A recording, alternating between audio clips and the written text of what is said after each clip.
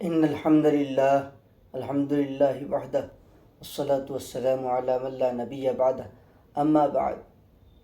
قال الله تعالى في كلامه المجيد والفرقان الحميد: أعوذ بالله من الشيطان الرجيم، بسم الله الرحمن الرحيم، وما خلقت الجن والإنس إلا ليعبدون. صدق اللہ العلی العظیم. ناظرین کرام، آپ دیکھ رہے ہیں شان دادری کی جانب سے دینی باتیں. حضرات، آج ہمارا موضوع ہے کہ ہم اپنے احتساب، اپنی زندگی کا حساب اور اللہ تعالیٰ کے احکاموں کی حکم دولی اور نافرمانیوں سے کیسے بچے، اس کا ایک چھوٹا سا اور مختصر طریقہ.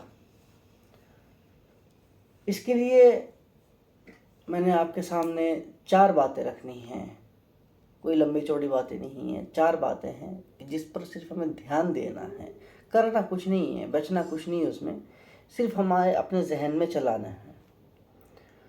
وہ 4 باتیں یاد رکھیے گا، میں پہلے ہی بتا دیتا ہوں. نمبر 1، آپ کو اور ہمیں سب سے پہلے یہ مد نظر اور پیش نظر رکھنا ہے کہ ہم کہاں پر آئے.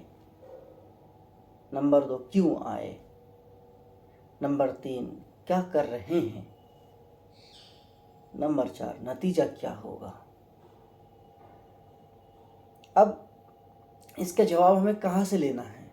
ظاہر بات ہے قرآن و حدیث سے لینا ہے. اس کے علاوہ اس کے باہر سے تو ہمیں لینا نہیں ہے، کیونکہ قرآن و حدیث کے باہر اگر آپ جائیں گے تو وہاں کسی بھی چیز میں ٹھہراؤ نہیں ہے. یہاں تک کہ اس وقت جو دنیا جس پر سب سے زیادہ یقین کرتی ہے وہ ہے سائنس. اس پر سب سے زیادہ یقین کرتی ہے، اس کو سب سے زیادہ مانتی ہے. آپ بتائیے کیا اس کے اندر ٹھہراؤ ہے کسی قسم کے؟ نہیں، بالکل بھی نہیں.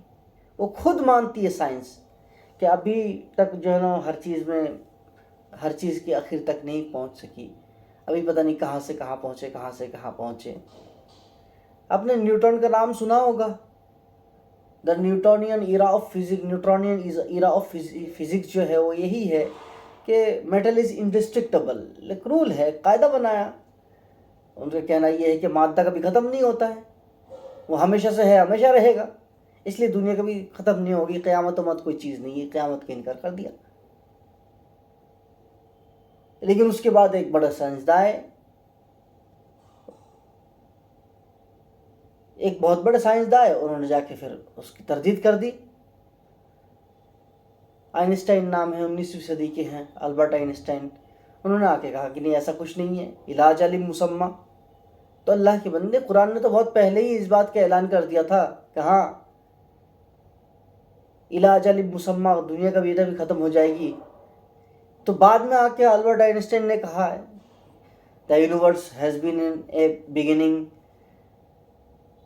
تو دنیا کی ایک شروعات ہے اور پھر دنیا ختم بھی ہوگی. تو یہ بعد میں رائے پیش ہو رہی ہے. اسی طرح سے قرآن نے شروع سے ہی کہا، پہلے ہی کہا، 1400 سال پہلے ہی کہا، بلکہ قرآن تو لوح محفوظ میں اس سے بھی پہلے سے ہے. وَالْأَرْضَ بَعْدَ ذَلِكَ دَحَاهَا، اور ہم نے زمین کو چپٹی پیدا کی ہے، جیو سرکل ٹائپ پہ پیدا کی ہے. ایک زمانے تک سائنس مانتی رہی کہ نہیں، دنیا سرکل ہے، گول ہے. بعد اس ٹائم بظاہر نظر آ رہا تھا ٹکراؤ ہے قرآن میں اور سائنس میں. بہت سے لوگ ایسے تھے جو لبرل قسم کے ہیں، ناستک قسم کے، وہ تو بھائی ظاہر بات ہے قرآن کو اٹھا کے ایک طرف کر دیا کہ نہیں سائنس. پھر اب کیا ہو گیا؟ پھر بعد میں جا کے سائنس نے بھی تسلیم کر لیا کہ نہیں وَالْأَرْضَ بَعْدَ ذَلِكَ دَحَاهَا، نہیں زمین جو ہے وہ گول نہیں ہے، دنیا گول نہیں ہے، بلکہ جیو سرکل ہے. سرکل نہیں ہے، جیو سرکل ہے. خیر، ایک دوسری بحث ہے، ادھر نہیں جانا ہے. بات یہ ہے کہ ہمیں سوالات کے جواب کہاں سے ڈھونڈنے ہیں اور کس پر یقین کرنا ہے. یہ 4 باتیں ہیں، آپ اس کو اپنے سامنے ہمیشہ رکھیں. ان 4 باتوں میں آپ کو کرنا کچھ نہیں ہے. میں آپ کو کرنے کے لیے کچھ نہیں کہہ رہا ہوں کہ آپ ایسا کیجئے، ایسا کچھ نہیں ہے. آپ صرف سوچیں، جب تنہا ہو، جب آپ اپنے کمرے میں چٹخنی بند کر کے تنہا ہو، آپ کسی کو دھوکہ نہیں دے سکتے اس ٹائم، کیونکہ آپ اکیلے ہیں. کہ اس کو دھوکہ دیں گے. دھوکہ دینے کے لیے تو ضروری ہے کہ لوگوں کے درمیان میں رہیں. تو اس وقت دکھاوا، ریاکاری، دھوکہ، یہ ساری چیزوں ہیں. اپنے کمرے میں تنہا ہو جائیے. اب آپ سوچئے کہ میں کہاں آیا، کیوں آیا، کر کیا رہا ہوں، نتیجہ کیا ہوگا. بس یہ سوچئے. دنیا میں آئے، کہاں آیا؟ دنیا میں آئے. اللہ تعالیٰ نے دنیا میں بھیجا. کیوں آئے؟ وَمَا خَلَقْتُ الْجِنَّ وَالْإِنسَ إِلَّا لِيَعْبُدُونَ. کہ اللہ تعالیٰ نے انسان اور جنات کو صرف اور صرف اس کی عبادت کے لیے بھیجا ہے. کیا کر رہے ہیں وہ تو آپ دیکھ ہی رہے ہیں. آپ کو خوب اچھی طرح سے پتا ہے، مجھے خوب اچھی طرح سے پتا کر کیا رہا ہوں، باہر کیا کر رہا ہوں، اندر کیا کر رہا ہوں، جلوت میں کیا کر رہا ہوں، خلوت میں کیا کر رہا ہوں، لوگوں کے سامنے کیا کر رہا ہوں اور تنہائی میں کیا کر رہا ہوں. منافقت جو کیا ہے، یہ ہپوکریسی، منافقت، یہ جو ہمارے اندر ہے، یہ ہمیں اچھی طرح سے پتا ہے ہم کر کیا رہے ہیں. نتیجہ کیا ہوگا؟ ترجعون الی اللہ. نتیجہ کچھ بھی کرے، نتیجہ تو ہی ہے کہ اللہ تعالیٰ کے سامنے کھڑے ہونا ہے.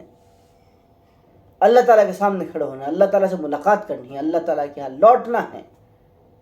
قرآن نے مختلف انداز میں، مختلف زاویے سے، مختلف الفاظ سے صرف بار بار ہی سمجھایا کہ تمہیں رب کی طرف لوٹنا ہے، رب کے پاس لوٹنا ہے، رب کے سامنے ملاقات کرنی ہے، رب کے سامنے جا کر کھڑا ہونا ہے. اور جو شخص اللہ تعالیٰ کے سامنے کھڑے ہونے سے ڈرتا ہے، اسی شخص کو اللہ کامیابی عطا فرمائے،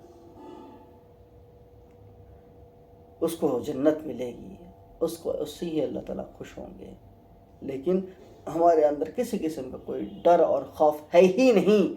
ہمارے ہاں نعوذ باللہ ایک بات میں بتا دیتا ہوں، لیکن یہ کڑوی سچ ہے. یہ بات بالکل کڑوی ہے بات، لیکن سچی بھی ہے. وہ یہ ہے کہ ہم لوگوں سے ڈرتے ہیں، اللہ تعالیٰ سے نہیں ڈرتے. ہم بڑوں سے ڈرتے ہیں، اللہ تعالیٰ سے نہیں ڈرتے. پولیس والوں سے ڈرتے ہیں، اللہ تعالیٰ سے نہیں ڈرتے. اور بہت ساری جگہوں میں علماء سے شرم تو کرتے ہیں، لیکن اللہ سے شرم نہیں کرتے. جیسے عالم کو دیکھ لیا تو ہم کسی کام کو کرتے ہوئے چھپا لیا ہم نے. کیا اللہ نہیں دیکھ رہا ہے؟ کیا اللہ کی شرم نہیں ہے؟ یا اللہ کا خوف نہیں ہے؟ بھائی باتیں اور لمبی ہو جائے گی، اس لیے صرف یہ 4 باتیں آپ اپنے ذہن نشین کر لے. اور جب آپ تنہا ہو رات کے وقت، جب آپ لیٹے کمرے میں تنہا ہو، تو اس وقت اپنے ذہن میں یہ بات قریدنا کہ کہاں آئے ہو، کیوں آئے ہو، کر کیا رہے ہو، نتیجہ کیا ہوگا. یہ 4 باتیں رکھیے. اللہ تعالیٰ ہمیں نیک عمل کرنے کی توفیق عطا فرمائے. وآخر دعوانا الحمدللہ.